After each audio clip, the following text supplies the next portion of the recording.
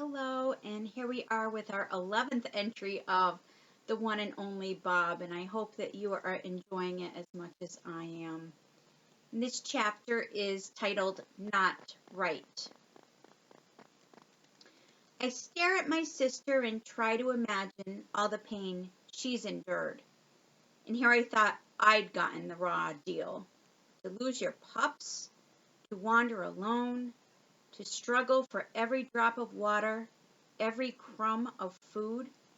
I mean, I experienced a little of that, but Ivan and Stella kept me going. And then Julia and her family. Why me? What's so special about me? Is it really that I'm more resilient, that I've made my own luck, and I am somehow better than Boss? More deserving? It's not right, I blurt. Not right, you should have had it worse than me. Well, if you want to talk about not right, you and I both had it a whole lot better than our siblings, Boss says. I will never forgive those people for what they did to us, I say through clenched jaws. Really? Boss seemed surprised. If I held on to that much anger, I'd never get out of bed. Not that I've ever had a real bed. She sniffs at the towel beneath her feet. This towel is kind of nice, actually. I look at her in disbelief. You're one of those?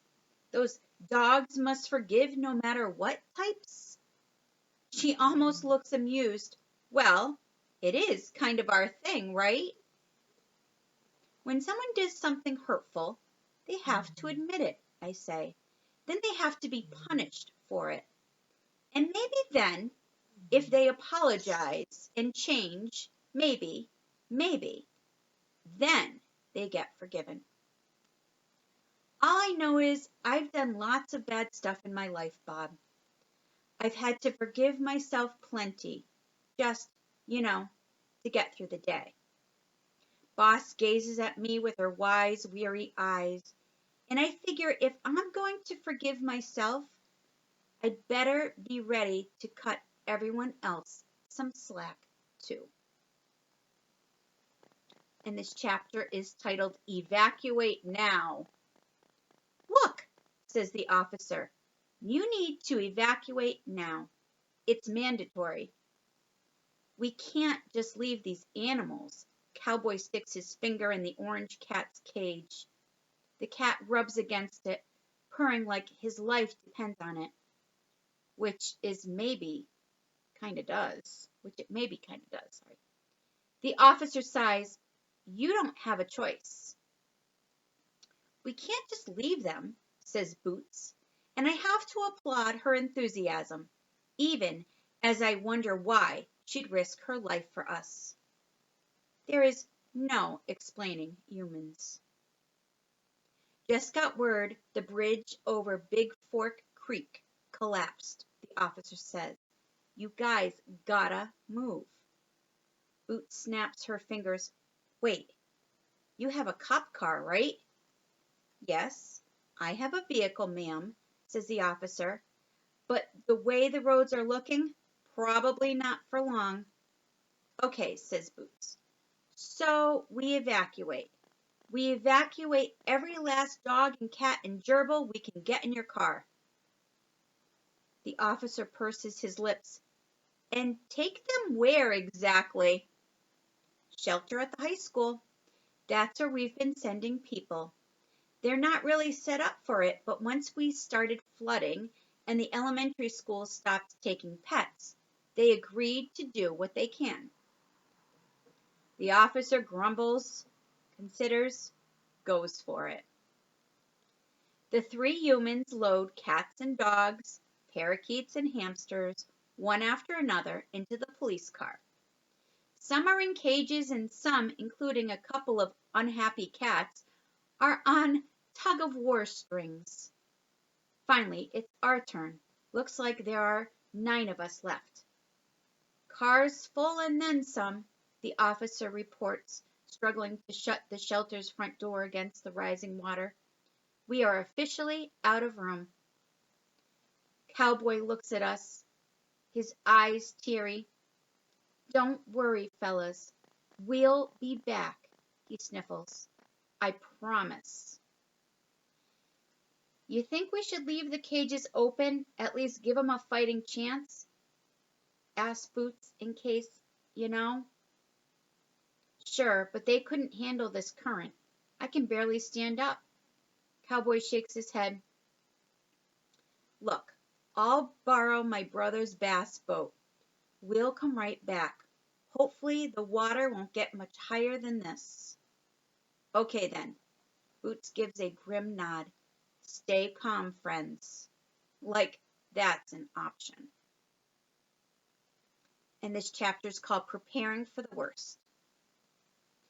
The wind slows for a moment, and the room goes silent. We stare at the black pool swallowing the cages below. A chew toy shaped like a pink turtle floats past.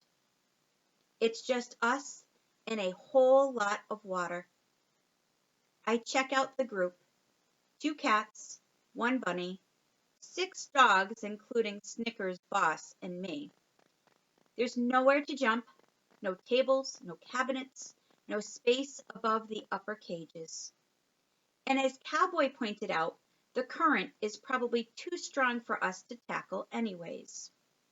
Folks, don't give up hope. You heard them, I say. They're coming back for us. No way are they coming back, says a sad-faced beagle mix. Give me a break. You never know, I say.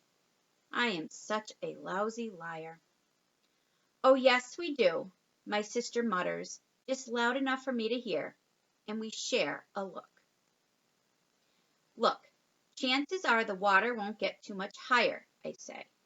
But just to be on the safe side, pile up anything you have in your cage. Bowls, toys, towels. Who died and made you pack leader?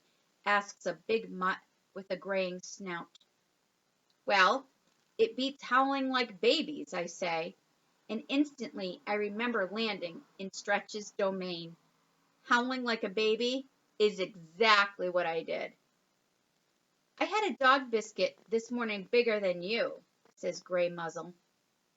What about me? Someone squeaks. Does the bunny get a vote? Hold on, Thumper, says the orange cat. This clearly is a job for a higher feline intellect. No. A sharp voice rises above the din. Listen to Bob. He's annoying, and his hygiene leaves a lot to be desired, but I've seen him get himself out of all kinds of scrapes. Thanks for the props, Snick, I say, especially the kind words about my odor. The wind groans and something metallic hits the side of the building. We fall silent again, waiting for more. The windows rattle, the walls shudder. It's like the building is as scared as the rest of us. So, Snicker says, breaking the gloom, you heard Bob. Start stacking. How about my litter box? Asks a small white cat with dark green eyes. Would that work? Sure, I say. Use anything. The goal is to get as high as you can. And then what? Asks a young dachshund. Worst case, we swim for it, I say. That's actually not the worst case, says the bunny. No one asks what is. We already know. And this chapter is titled A Question. We do all we can do, which isn't much. The rain hammers, the wind shrieks, sirens come and go in the distance. I wonder what Ivan and Ruby are doing. And what about George and Julia? Where are they? How are they? Boss seems scary calm, tough as old jerky. She looks the way I want to feel. Before long, the water is lapping onto the floor of our cages. It's ice cold and moving quick. 1 inch, 2. Every now and then someone whimpers or moans, but mostly we're quiet. If you can stand on your hind legs, guys, do it. Climb on anything you've got, I suggest. I turn to Boss. When I say go, I want you to climb on my back. It'll buy you a little time, maybe. No way. Please, I need to do this. Boss just stares at me. She's so thin. I can see every rib. To make it up to you, I add. What are you even talking about, Bob? I look away. I'm sorry, I say, not sure where my words are taking me. I should have saved you, Boss. Saved me? The thing is, I heard you on the highway, and I should have... My voice trails off. I stifle a sob. Bob, we were puppies. Tiny puppies. Don't be ridiculous. How exactly were you going to save me? I don't know, but I should have tried. We both did what we had to do. Boss nudges me gently. Bob, this is crazy. I can't seem to forgive myself. I whisper it, but I know she hears me. Beneath the water, I feel a paw on mine. I forgive you, okay? Not that you need it, mind you. One condition, though. I nod. Wait. You have to forgive yourself, too. Again, I nod, and slowly but surely, something fine and warm begins to fill my heart. And this chapter is titled Romeo. Before I can say anything more, Snickers calls my name. Bob, dear, there's something I want you to know. Boss winks at me. Listen up, brother. Sure, Snickers, I call. What's up? Snickers makes a little throat-clearing noise. I've kept this locked inside me all this time, but now facing the end, I feel the need to unburden myself. Really, Snick? I say quickly. There's no need for that. The thing is, Snickers pauses for dramatic effect. I love you, Bob. I always have. I love the way your cute little tail gets all curled between your legs when you're embarrassed. I love the way you hum to yourself when you chew your kibble. I love the way you drool when you take a nap. I think I'm getting the picture, Snick. Thanks. That's awfully nice of you to say. And? Snickers says. Boss can't hide her amusement. Go ahead, Bob, she whispers. What can it hurt? We're all gonna die anyway. Bobo, Snickers calls. Yeah, sure. I think you're pretty swell too, Snick. And what is it that you love about me? I close my eyes, take a deep breath. Well, those pink boots of yours, those are cool. And I swear I'm trying, but I'm totally drawing a blank. In fairness, the water's up to my belly, and my teeth are chattering so loud I can't hear myself think. And, I begin.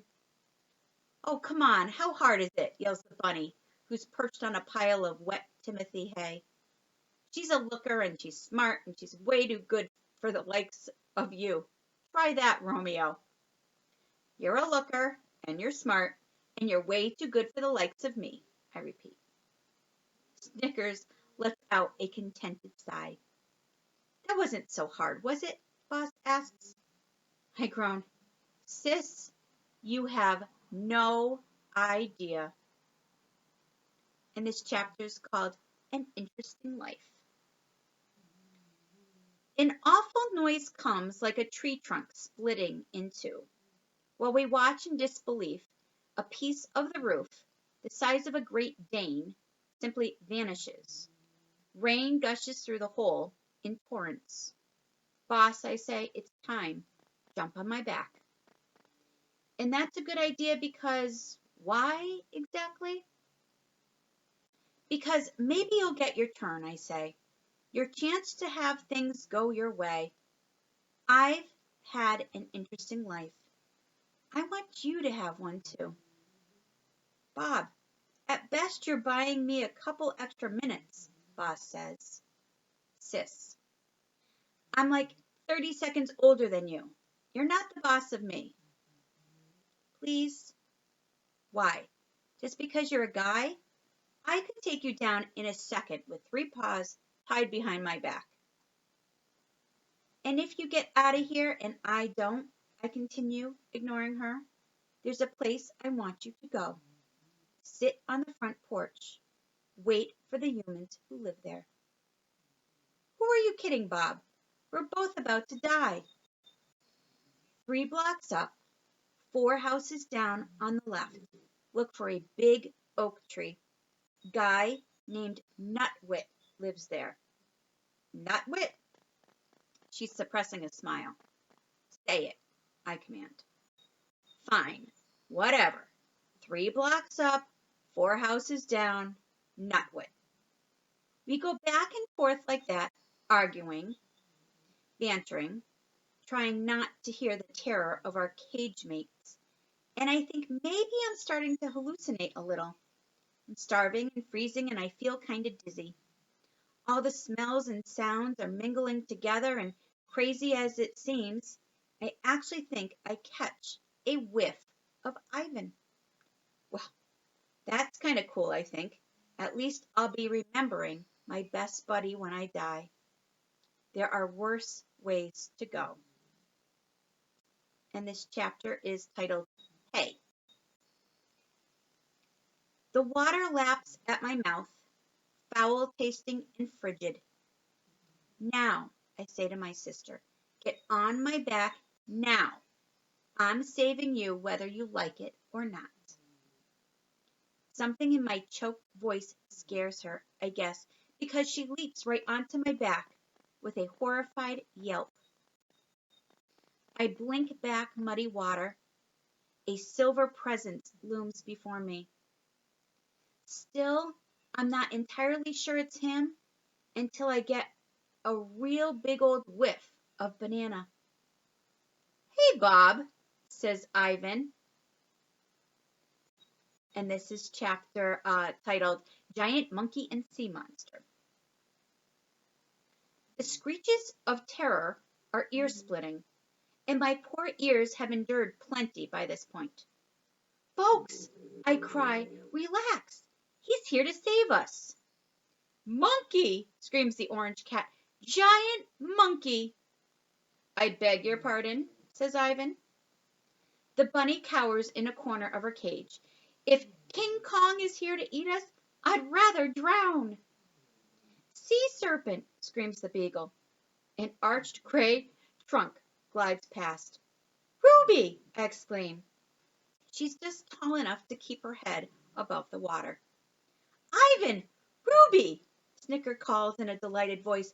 Over here, dears. Long time no see. Hey, Snickers, Ruby says. Snickers wags her drenched tail puff. My, how you've grown, sweetie. Excuse me, says Gray Muzzle, but maybe the happy reunion could wait till we're, not underwater. Ivan taps his chin. He's always slow, always deliberate. I like that about the guy. Except when I'm about to drown. We need to get all of you to higher ground, he says at last. But the current's tough to fight, even for Ruby and me. There's always the roof, I say, but it's damaged. Ivan nods. Seems there's a tree on it. Look, Uncle Bob, Ruby says, paddling back and forth. I'm an Ella mermaid. Kid makes me smile. Good work, Ruby. I've got an idea, says Ivan. It'll take multiple trips, so I'm going to start with the smallest creatures and work from there. My sister gazes down at me, from her perch on my back. You actually know this ape? He's my best pal. Ivan and I go way back. A long pause follows. Bob, Boss finally says, you weren't kidding. You really have had an interesting life. And this chapter is titled To Safety. One thing about being a silverback, that strength of 8 men thing can come in handy. Ivan starts with the bunny and the dachshund, one in each arm, along with the 2 cats perched on his shoulder and head. One more trip, this time with the beagle and Snickers, and then Boss and me are on our way. Ruby holds tight to Gray Muzzle's collar, and he manages to paddle alongside her, using Ruby as ballast. It takes us a while to cross the street, the currents swift, and the water's up to Ruby's neck in places. Ivan, I ask as we approach the other side, did they find George and Julia? They're okay, a little banged up, but fine. They made it safely to the keeper's shed. A tree fell and blocked the door. I choke back a sob in relief. George was out looking for you when Ruby and I left. How did you find me? Ruby saw which way you were running, says Ivan. And don't forget that gorillas and elephants have great noses, Bob. Maybe not dog level, but not bad. We followed your stink, Uncle Bob, Ruby exclaims. When we reach the far side, I see where Ivan has deposited our fellow inmates. The parking lot of a donut shop. The lights inside are off, like everywhere else, but I glimpse a few flickering candles and people are milling about. Come on, everybody, Ivan calls. Let's get you inside. I'm hoping these folks won't mind a bit of company.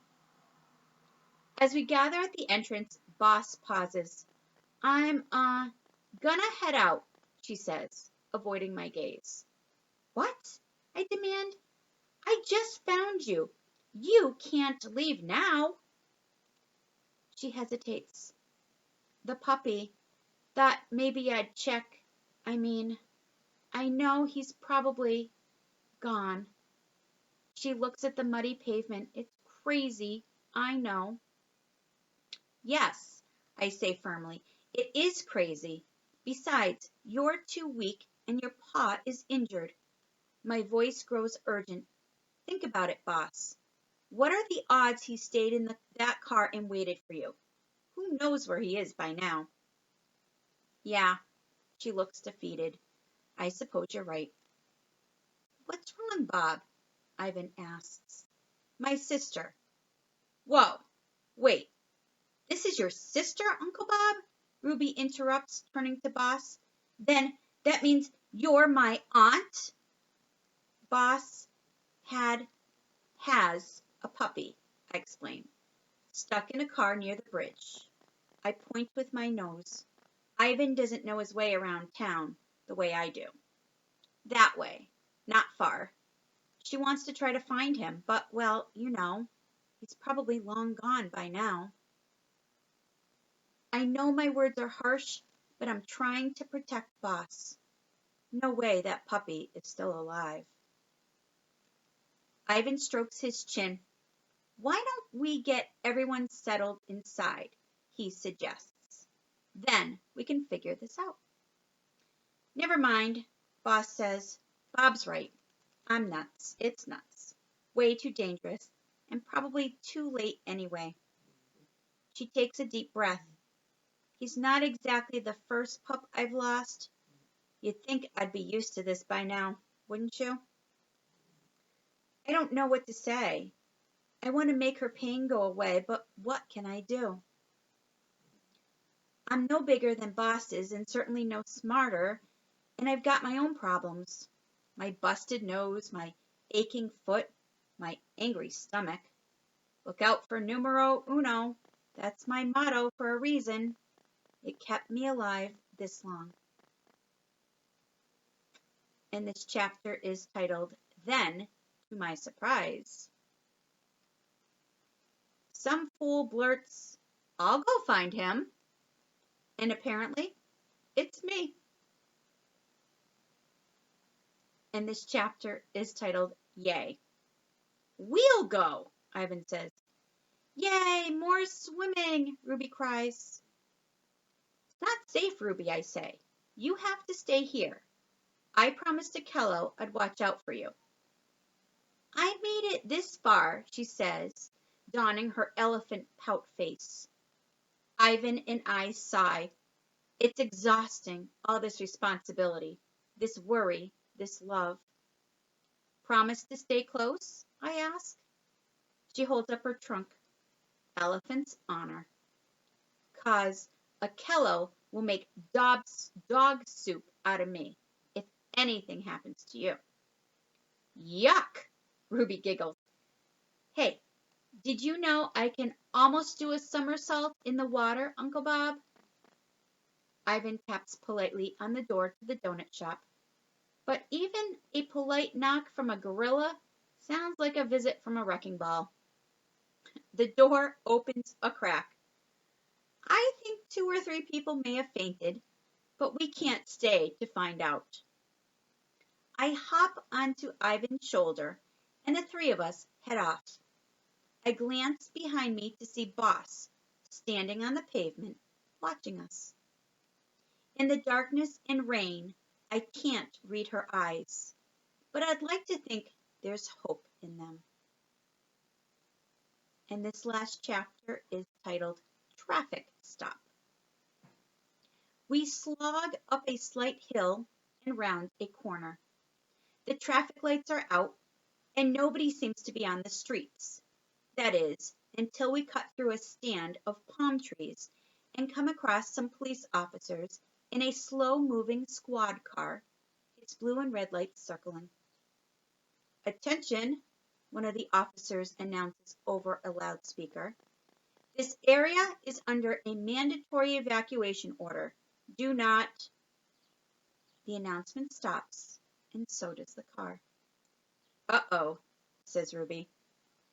I think they spotted us, I say. We're kind of hard to miss, Ivan points out. The car moves closer, so close that I can see dropped jaws and bulging eyes. The car brakes to a stop. The driver's side door flies open and one of the officers jumps out. The other officer, a skinny young guy, follows suit, but he looks annoyed. What are you doing? He says. Don't be a hero. We could have stayed in the car where it's safe. I am looking, says the driver into her radio receiver, at a gorilla and an elephant, and the gorilla has a tiny dog on his shoulder, and no, I have not been drinking. They said the park got hit by the tornado, says the skinny officer, carefully aiming his pistol. We can't exactly shoot a gorilla, the driver says. And I like the way she's thinking. Try me. What is crime exactly? Jaywalking? Thing is, I love elephants, says the driver. My daughter collects stuffed elephants. I mean, stuffed toys, not stuffed real ones. She listens to her radio for a moment. Get animal control out here, says the skinny officer. Get a van, get a moving truck, get a 747. I don't care. Ivan, I whisper in his ear, this is not looking good. You and Ruby gotta stay put. Don't make any sudden moves. No funny business, okay? These guys are freaking out. Ivan sits down on the ground, slowly, very, very slowly. Ruby settles next to him. The driver smiles. Aw, that's so cute. Skinny officer nods. Yeah, in a deadly kind of way. I gotta do this, I say to my friends. If you stay calm, they won't mess with you. But Bob, Worry clouds Ivan's face. You need us. What I need is for you to stay alive, I reply. I can see he isn't going to listen to reason, so I try a different approach. Ivan, I say, it's like this. Boss is my sister. I let her down once, and now, well, I have a second chance. I'll explain it all later, but I need to do this. Ivan looks at the officers, guns drawn, then nods. You are the one and only Bob, he says. You got this, pal. I leap into the air, into the vast unknown, just like Kimyu did. Well, maybe not quite so elegantly, but I do my best. And thank you for listening.